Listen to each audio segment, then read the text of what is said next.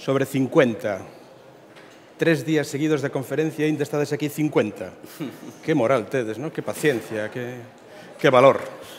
Bueno, primeiro quero felicitar a Manolo Vilar porque atreverse a facer unha conferencia hoxe sin a esclavitude do PowerPoint xa ten moitísimo mérito e encima, se ten cousas que contar e que poderemos debatir seguro despois, millor todavía. Eu non me podo librar da escravitude de PowerPoint, pero si vos quero librar a vos. E trouxen unha pequena sorpresa. Vedes isto?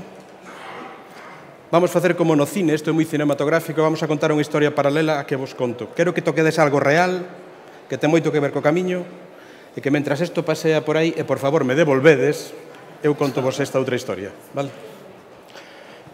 Bueno, comenzamos a falar do... Si isto quere... Situalo para aqueles que nos visitan, que non están acostumados ás nosas terminoloxías dos 7 ou 8 camiños.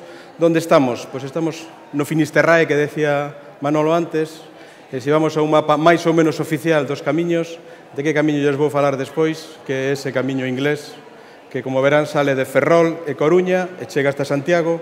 E por ter algún dato máis de magnitudes, primeiros quilómetros, tema moi importante, saben iso da Compostela e da necesidade dos 100, ven que un dos puntos de partida deste camiño non chega a eses 100 kilómetros, co trazado oficial últimamente aprobado pola Xunta estamos en 79, outro sí, o de Ferrol, que está nos 123, unha hipótese de etapas posibles, que moitos de vostedes xa coñecerán, para os de fora fanse unha idea dunha posibilidade de facer ese percorrido, e para seguir situando singularidades deste camiño. Esa é unha vista aérea, hai veces que se pode aproveitar o despegue do avión para facer fotos, ese, despois de despegar de Coruña, unha foto na que ven o encoro de Abegondo, non sei se isto señala, bueno, este que ven no centro, e ao fondo estaría a ver o mar.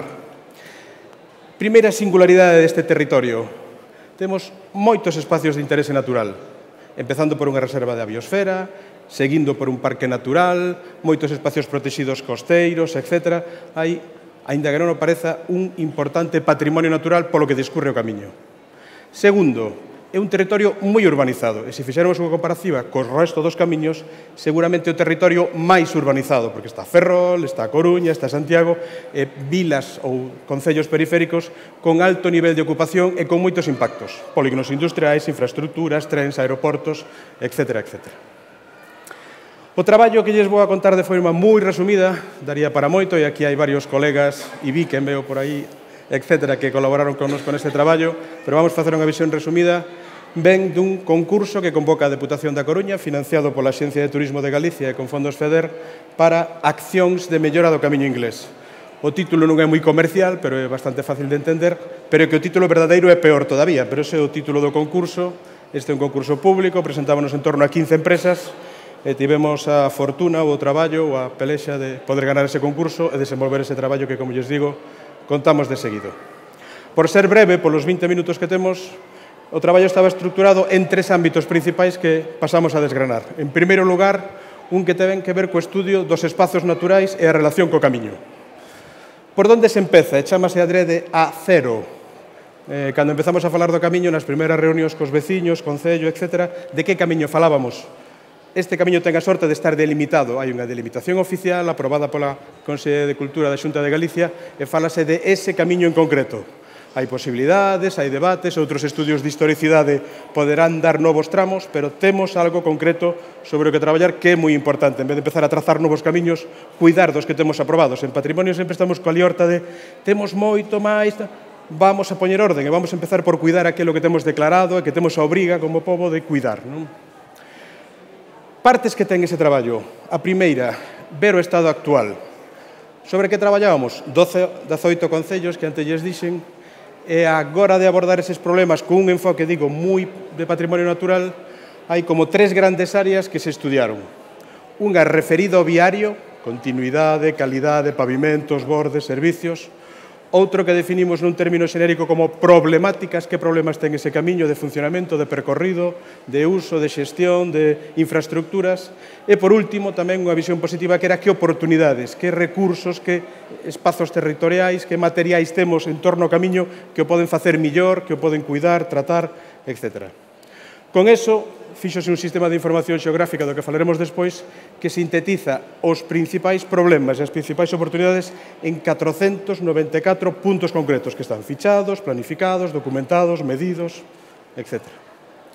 Hai, por suposto, un informe de turismo. Manolo e máis temos opinións diversas sobre eso, despois poderemos debatir, pero hai unha infraestructura turística moi potente. Por qué? Porque estamos atravesando os centros das cidades.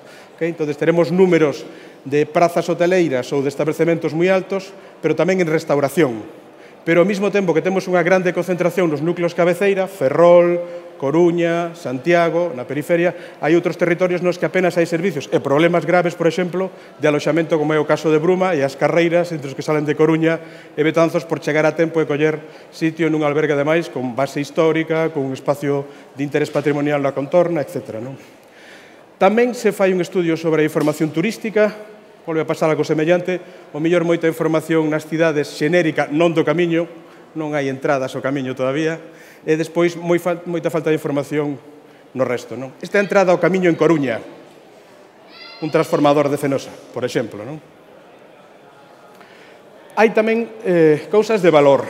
Esa urbanización non sempre produce efectos negativos. Hai veces que produce interesantes efectos positivos, como estas alineacións de árboles que a nosa compañeira arquitecta paisaxística Eliska Farkova denomina en alemán como alés, que son alineacións de árbores, e temos moitas alineacións de árbores no camiño inglés. Entradas a pazos, antiguas estradas nacionais todavía arboladas, parques, xardíns, e moitos delas con vegetación de moita calidade. A búsqueda desas alés foi parte do traballo e non rematará aí porque seguiremos unha liña de investigación sobre ese tema. Por suposto, tuvemos reunións de participación con concellos, con axentes, con entidades, algúns estades por aquí, para tratar de sacar que problemas vían eles, que oportunidades, que suxerencias para tratar de incorporar no desenvolvemento da planificación do camiño. Aquí ven parte do meollo da cuestión. Seguramente o que máis traballo nos levou e o que pensamos que vai ser unha ferramenta interesante para o futuro, que é construir un sistema de información xeográfico aberto, libre, accesible por todo o mundo, que sintetice, en principio, o que nos demandaba a Deputación e a Xunta, pero que despois se poda completar con outra información. Por exemplo, todos eses puntos que vistes analizados están documentados, fotografiados, escaneados, e sobre un mapa podense ver, pero tamén se pode medir, contabilizar, etc. Pasa tamén coa accesibilidade, que despois veremos en que condicións está o camiño, como se pode transitar, como afecta ás persoas con diversidade funcional, etc. E tamén os servicios turísticos. Todo eso está inventariado e ese sí que, como digo, está aberto, poderáse completar e poderáse actuar sobre el. Chegando á diagnose, uns primeiros puntos, primeira condición dun camiño que moitas veces obviamos é que se poida andar. Se o camiño está cortado, non hai camiño. Pois ben, temos 3 puntos neste camiño que poderíamos entender como cortes no camiño. Nun caso, por un polígono industrial que non nos explica moi ben por onde se pasa, noutro caso, porque unha enchente recente rompeu unha ponte e ahora mesmo hai que dar unha volta, en outro caso, curiosamente, entrando en Santiago, porque un problema entre sinalización, bosque, trazado, fai que se nos perda a xente nun punto moi concreto.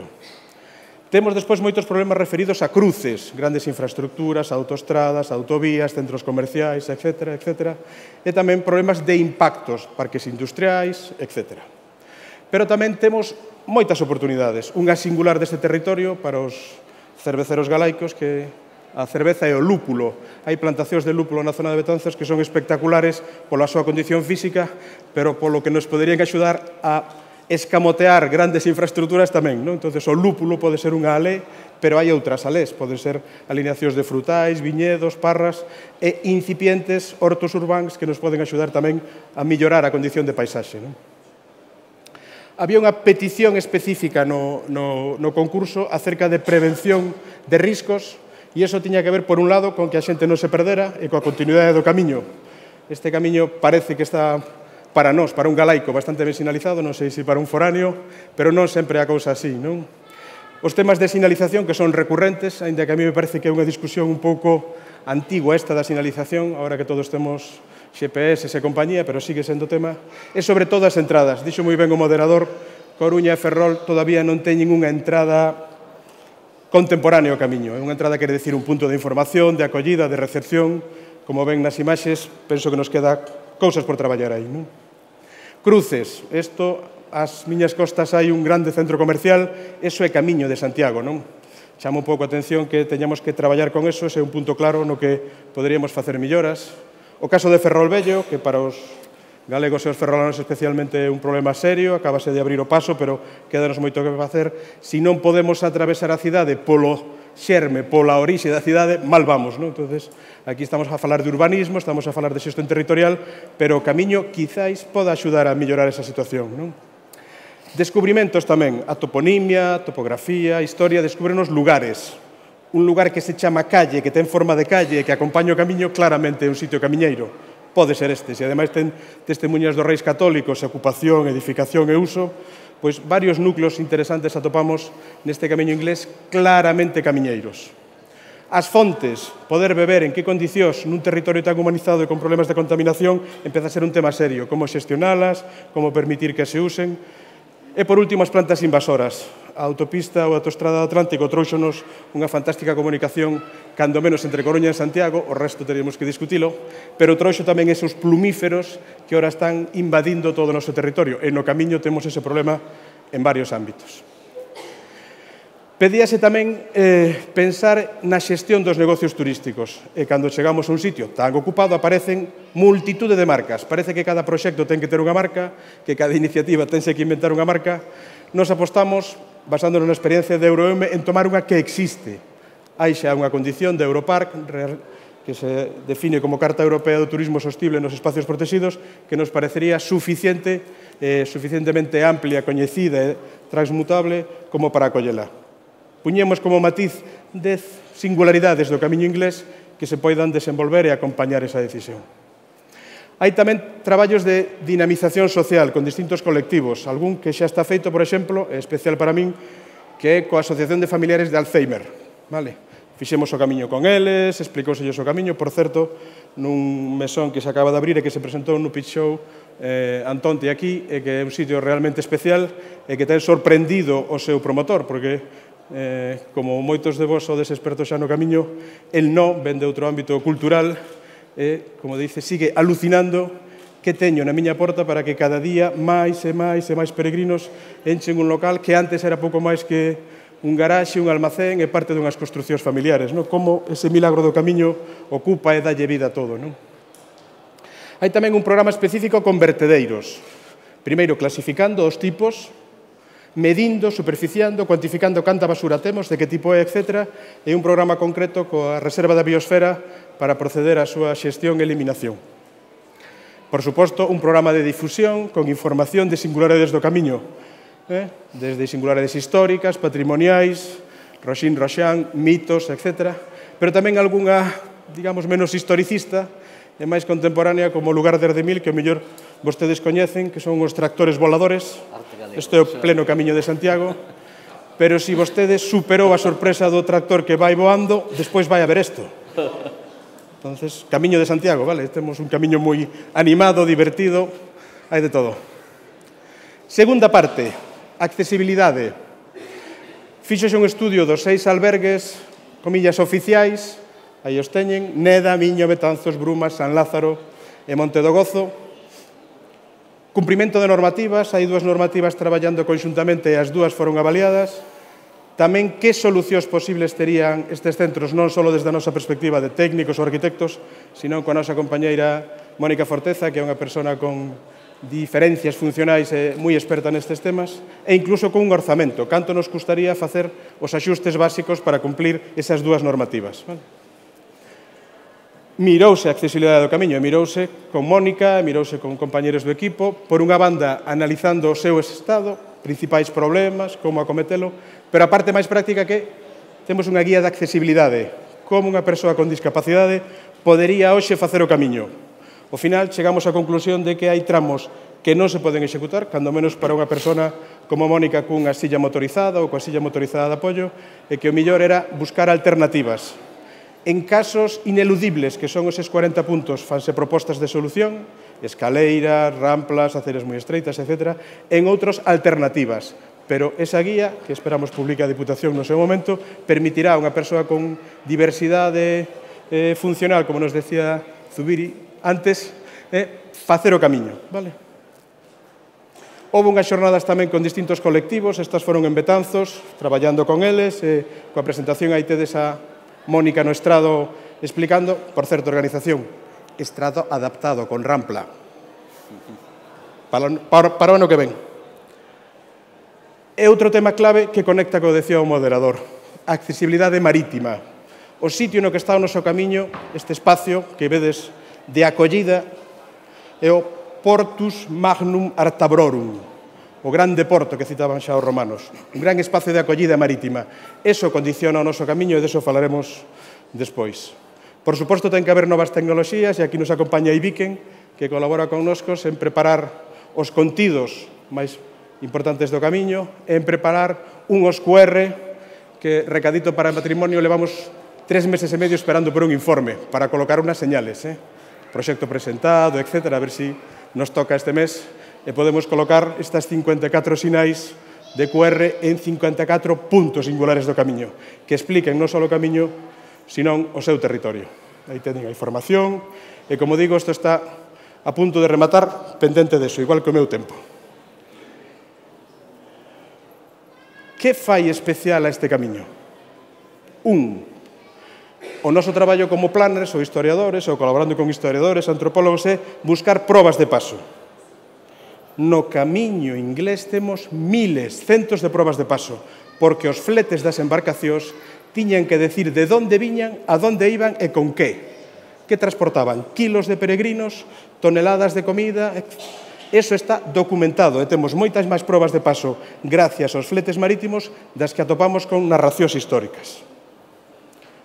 Segundo, estamos estudiando unha parte moi pequena do camiño. O camiño, e temos que pensar en eso, xa non é noso, máis da metade que nos visitan son foráneos, desa metade, un 25% xa non son europeos, temos que cambiar a óptica bastante.